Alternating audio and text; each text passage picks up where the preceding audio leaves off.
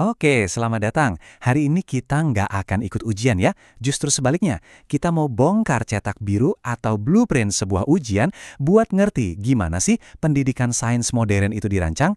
Kita bakal lihat arsitektur di balik cara pengetahuan itu dibangun dan diuji. Nah, ini dia pertanyaan utamanya. Sebenarnya, anak umur 15 tahun itu perlu tahu apa aja sih soal sains? Dan yang lebih penting, gimana kita bisa tahu kalau mereka beneran paham, bukan cuma hafal? Analisis kita kali ini akan melihat langsung ke dalam arsitektur pengetahuannya. Bahan bedah kita hari ini datang dari dokumen resmi ini, sebuah kisi-kisi ujian dari SMP Negeri di Temanggung, Indonesia. Ini asli loh, jadi kita bisa dapat gambaran yang otentik banget tentang apa yang diharapkan dari para siswa di sana. Oke, kita langsung masuk aja ya. Penting banget untuk kita pahami kalau dokumen ini bukan sekedar daftar soal. Sama sekali bukan.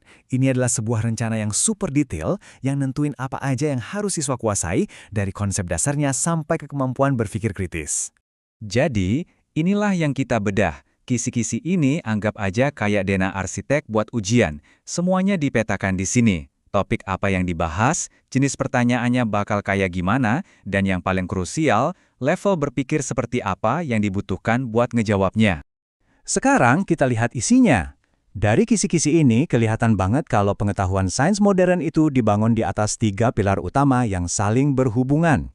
3 pilar itu adalah, pertama, kimia, yang ngomongin soal materi dan perubahannya. Kedua, biologi, yang fokus ke genetika dan bioteknologi. Dan yang ketiga, ilmu lingkungan, yang ngehubungin sains dengan isu-isu global kayak perubahan iklim. Ini gambaran besarnya. Nah, ini bagian yang menarik banget. Kurikulum ini ternyata menghubungkan konsep-konsep yang mungkin terdengar abstrak ke kehidupan kita sehari-hari. Indikator soal ini misalnya diambil dari bagian bioteknologi dan secara spesifik nanya soal proses pembuatan tempe.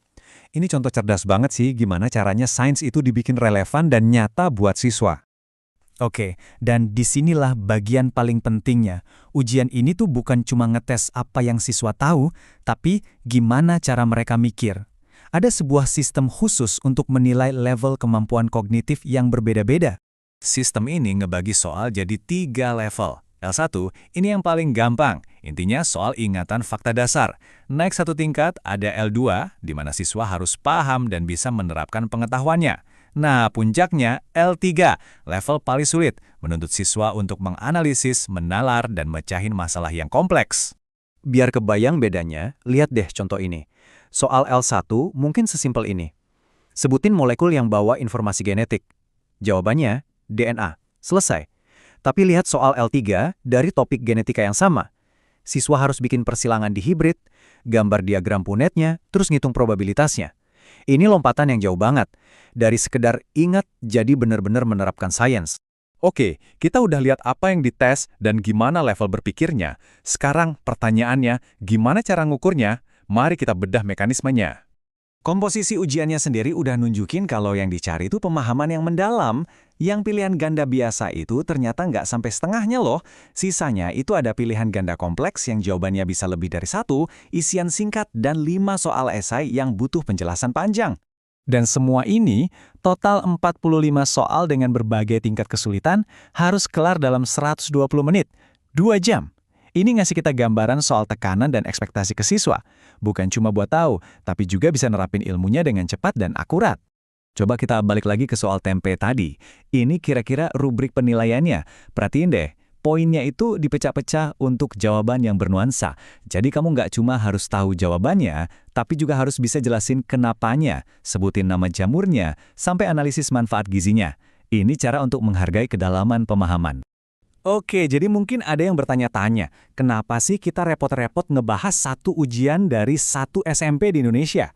Karena kalau kita lihat gambaran besarnya, cetak biru ini sebenarnya ngasih tahu kita sesuatu yang sangat relevan secara global tentang tujuan pendidikan itu sendiri.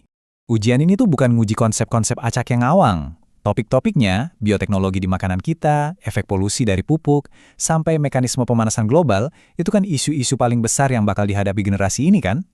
Nah, inilah inti dari semuanya. Blueprint ini dirancang bukan cuma buat membangun pengetahuan, tapi ngebangun skill. Lewat soal genetika yang rumit, mereka belajar problem solving. Lewat soal lingkungan, mereka belajar analisis kritis.